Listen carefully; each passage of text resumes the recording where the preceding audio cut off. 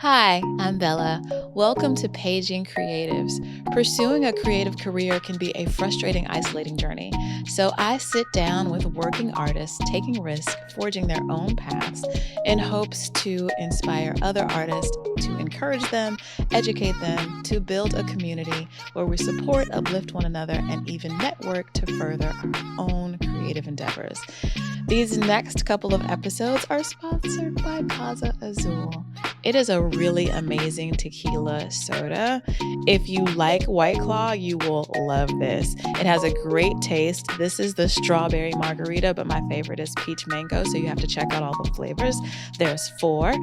And it's really great because it's light. The next day, you're not going to feel all fuzzy and crazy. You'll feel good. And you can just be out and social with a little bit of inebriation. For my next very special guest, episode number 6, The Healer, I have Appelusa. Hi. Hi. Thank you so much for being here. Oh, I'm so excited. Thank you for the opportunity to chat with you. Okay, so let's just start with where you grew up and how you grew up. Just tell me a little bit about your background. Sure. I was born in the San Fernando Valley, and my family were artistic roller skaters, and my grandfather opened Northridge Skateland in 1968, and my father and my uncle took it over. My aunts and uncles were all artistic roller skaters. My mom was the first club skater, so I came out of the womb basically on roller skates. So I grew up. That's pretty much what I did. I was competitive and attended world championship in a team event and taught skating for 20 years after my competitive career. I love that. That's how we met, skating. Skating is so fun. It definitely can be something to assist in paying the expensive lifestyle that it takes to live in Los Angeles. But this is your life. So what is it like competing on skates? Because people don't realize that just like ice skaters have world championships, roller skating has similar competitions. Yeah, it's much like ice skating on roller skates. So not many people know that there's an artistic roller skating even discipline. And it's pretty obscure, but there's so many facets of roller skating.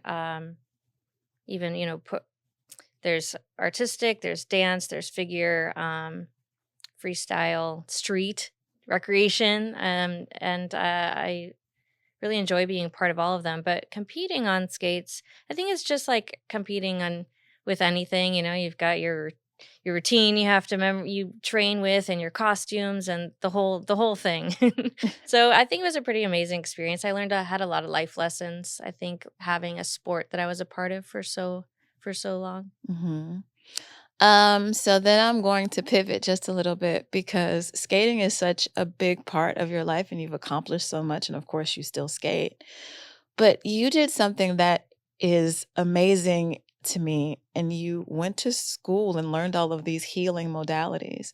Can you talk about what brought you to that journey of being in healing arts, where you are now? Yeah, I ended up getting into a couple of car accidents. So I was in chronic pain for 4 years, and I was bouncing specialists trying to figure out why this kind of chronic situation was happening. And I had a lot of invasive procedures. I tried everything. I was in physical therapy and chiropractic and acupuncture and everything, and nothing was quite working. And so I turned to alternative medicine. And it was kind of from that learning experience that it kind of shifted and pivoted my whole life and focus. I became Reiki certified to work on myself. And I think it was from that, just being more in touch with my own energy and working with my nervous system, that it started the healing process. And before that, I think I was just in a cycle of chronic stress that leads to the chronic pain. And from there, I got into biofield tuning. So I'm working with frequencies and tuning forks in the human biofield and on the body. And I think that even just like sped that healing process up even further. And I think then I just found all of these rabbit holes to go down and learn really how everything works, from, energy to the universe to, physics, all the laws of nature, and how healing actually works. And so then I just decided that I wanted to open a practice and help others who kind of were in my situation. What are what are all the areas that you focus on, or all the areas that you specialize in? So from Reiki, I became certified in biofield tuning. That's working with tuning forks in the biofield, and then vibrational fascia release, which is working with tuning forks on the body.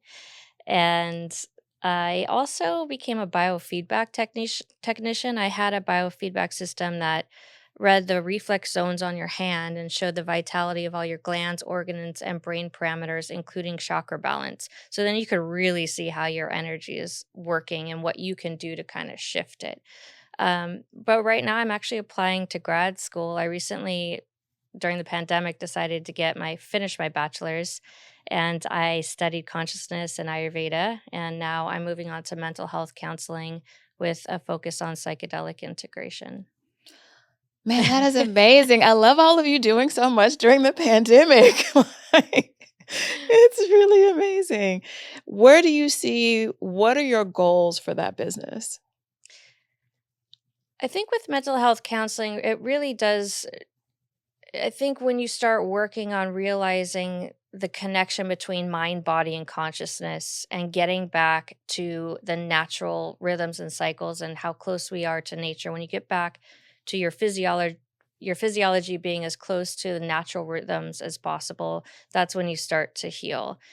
Changing your mindset, introducing, things that are going to calm and reset your nervous system.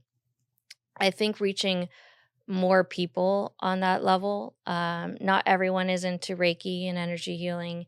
I think being able to work with more people from kind of a different angle and then introducing those components will be, I think, really great. So that's kind of my goal. I think people just need to be educated on it because people don't know. And the way that we're socialized to believe in things that are immediately tangible to us.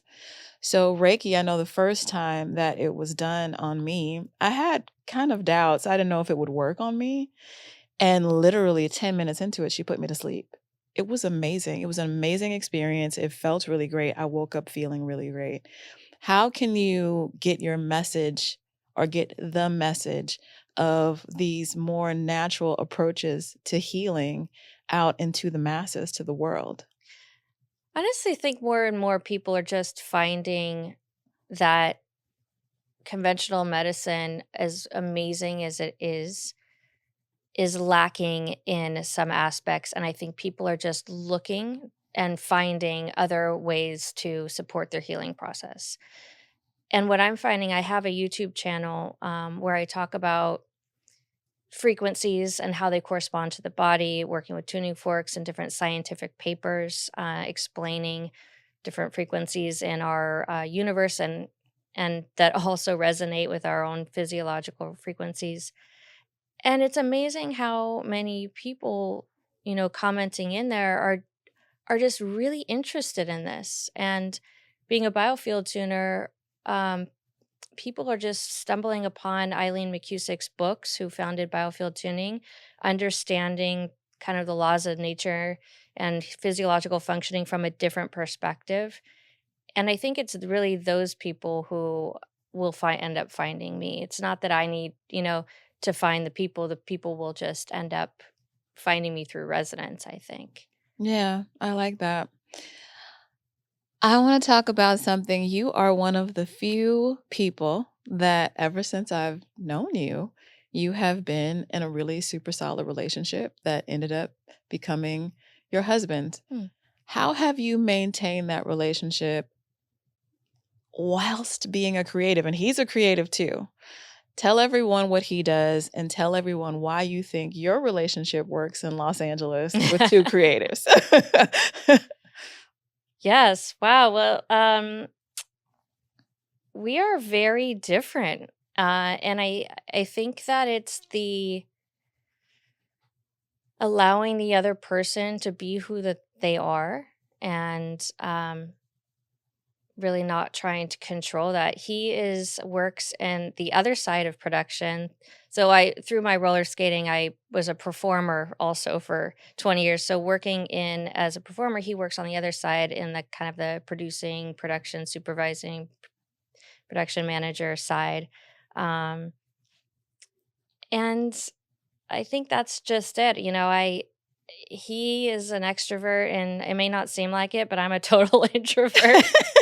And I think it's just that understanding of, I need to allow him to be able to go out, and he could go out 7 days in a row and I might be able to do 2, and I need to recharge at the end of a day. So I think that's, it, and finding ways to just love and rekindle and do things that are spontaneous, and but it is work. Everyone will, I think that's in a long-term relationship will say it's work. It's just being able to do that part too.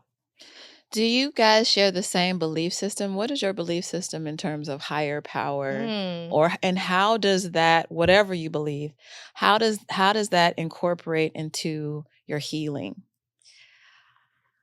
Um, he is a total skeptic.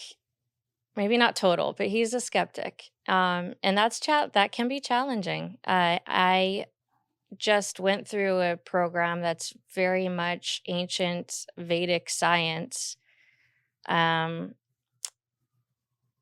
and he comes from a Jewish background, maybe not practicing, Mhm. but culturally Jewish, and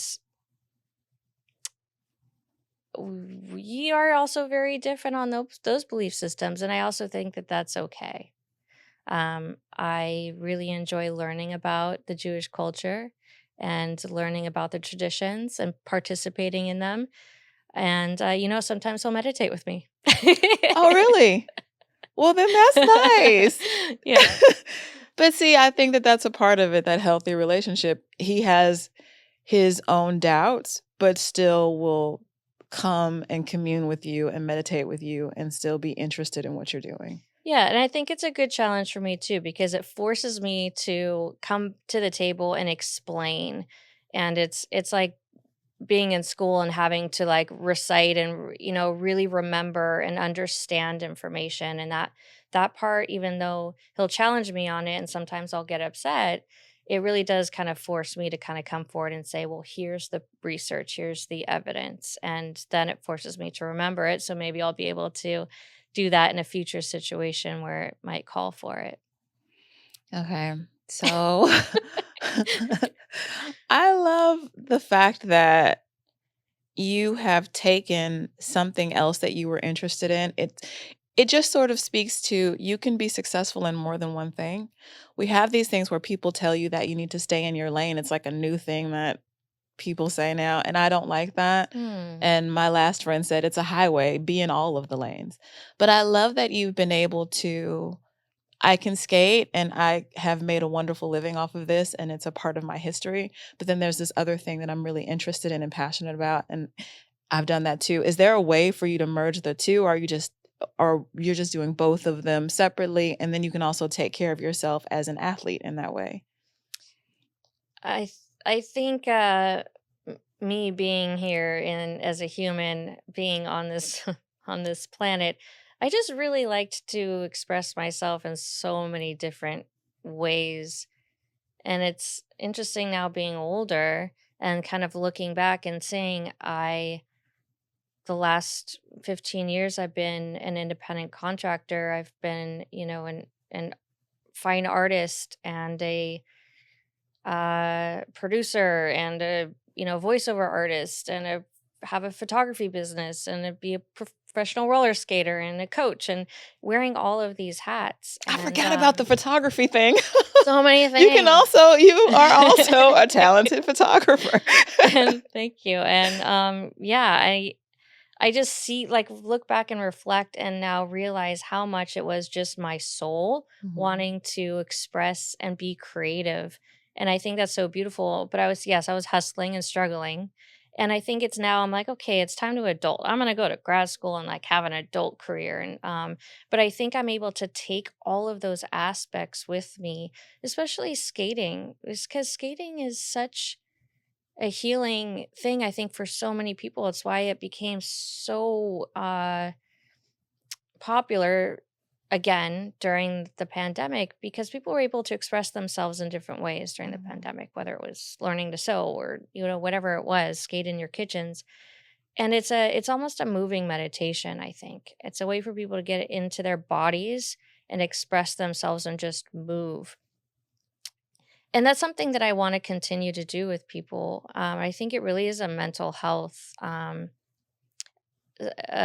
meditation, or like a moving meditation that you can do. And I don't foresee myself really stopping any one of those things in particular. I just think that being creative really is a part of being human. And if we can find and maintain that creativity while also adulting, whatever that looks like, I think is really important. So I also will, urge people to find their creativity in whatever that is.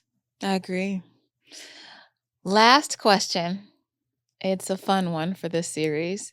If you could be anywhere with anyone, do anything, what would it be? And I'll give you mine so you have a chance to think. Mine is my parents. Most of my family is deceased. And I would take my mother and my grandmother. The reason why Paging Creatives is spelled incorrectly, it's the PA from my mother's name, the G from my grandmother's name. And I'm wearing my mom's ring that my dad gave my mom, and my grandmother's watch because they're always with me. But we didn't get a chance to travel the way that I wanted to. I was pursuing this LA thing so hard, and I always thought I will have the chance to take them. I started getting my grandmother's passport together, and life happened. So mine would be, I would want to take my mother and my grandmother somewhere abroad, probably somewhere Bali, because I love it there. The Cube is really beautiful. I would love them to just be able to sit and have lunch on the water and look at the ocean. That's mine. That's beautiful. Thank you. And I love that they stay with you through these different elements that you can wear and keep with you. Yeah. Let's see. My my husband and I moved back to his homeland of Kauai, and I think just sitting watching sunsets with him in this beautiful location that we now find ourselves is really some of the best moments. And I'm trying to really embrace being in the moment and being like here in my body and living this life. So I'm going to just choose that instead of going in the future or in the past. I'm going to just say being watching sunsets with my husband on Kauai. That's beautiful. That is really beautiful. Also, I think it's interesting that whenever I ask that question to anyone, no one says a present moment. I didn't even think about a present moment. And I think that we are really focused on past and future as opposed to present. And that's a part of a lot of our issues. I agree. So, yeah, we'll just remind everybody right now. Stay present. Enjoy this present moment. Enjoy this present moment. Okay, well, thank you so much for being here. It was lovely to talk to you. Oh, it was lovely to be here. Thank you. Tell everyone everywhere where they can find you. Everywhere. Light Body Energetics is my holistic practice. I also have a YouTube. Appelusa McGlynn is my professional voiceover roller skating website, and I have a YouTube teaching roller skating tutorials at Appelusa, APPELUSA, on YouTube as well. And I will have it linked. Awesome. Thank you so much, everyone, for watching and or listening to Paging Creatives. Please like, subscribe, or follow. It really helps my channel. And creatives, your art brings light and love into the world, making it a better place. And I love and support you.